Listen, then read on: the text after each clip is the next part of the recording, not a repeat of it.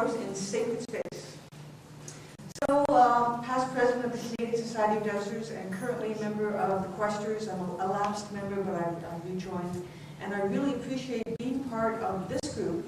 And you may not know this, but this is one of the larger meeting groups that you guys come in from everywhere from so far.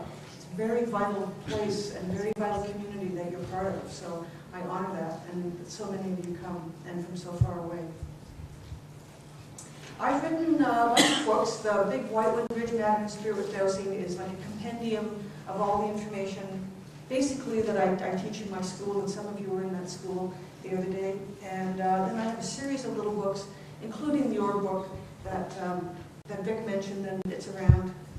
Because I just think, we're kind of inventing the language on this. Now, since I've written my book, there's another 1 or 2 books that you can find. But I go into the bookstore sometimes, and I say, well, I have a little book on orbs. And they're still saying, even the New Age stores, what's an orb? And to me, and to you, I'm sure, it's like, how can they not be aware of these energies as they're coming through? So those of us at the beginning of this, we're kind of inventing the language to describe it. And I think with quantum physics, as it comes along, we'll be able to translate some of these scientific principles and say, oh, well, that relates to this orb structure. Meanwhile, I've kind of invented labels for these things, and these are just my labels, but you need a way to talk about them. So what are orbs? So in my protocol, and some of you that were in the workshop yesterday, the thing I connect with, or what I connect to primarily, is the intelligence of nature. So the beginning of my opening protocol, I asked to connect with the beneficial energies and intelligence of nature. So I was doing that for about 5 years, really not even understanding, I don't think, what that meant. What was I asking for? I don't think I even knew. But I started here at 100 Mile House, but it started with the Questers, 2005. Some of you were there. And suddenly the orbs showed up. And from that point on, it's like once you know it's there, it's there. Once you know you can do it, you can do it. One of the reasons in the work that I give, I just try to tell as much information as possible, because once you know it's possible, then it's possible for you. So I draw the veil back, and then you walk your own path. So we all walk our own path, and we can just share the path we're on. But my path with Orbs started with the Questers, and with that connecting, asking to connect with the intelligence of nature.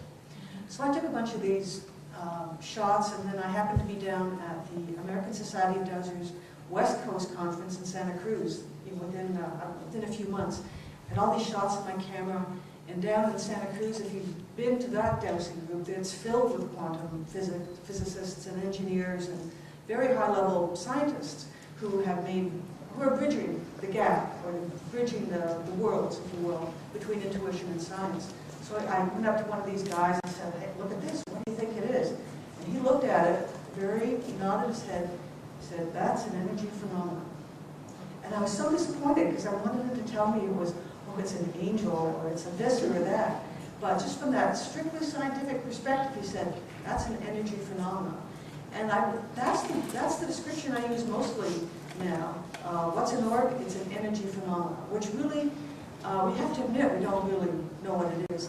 Each of us comes, and these pictures are now being taken, the orb energies, structures, are being photographed all over the world. And I've been teaching how to photograph these in the Middle East as well. So I can tell you that the cultural perspective of the people in the Middle East is quite different from the cultural perspective, say, of people here. So we expect to see certain things. It's a cultural, emotional, or sociological mythology. We all bring our stuff to the table. And what is it? And I think these energies sometimes appear to us as we expect them to appear. So you get the outcome you expect unless you're detached from the outcome.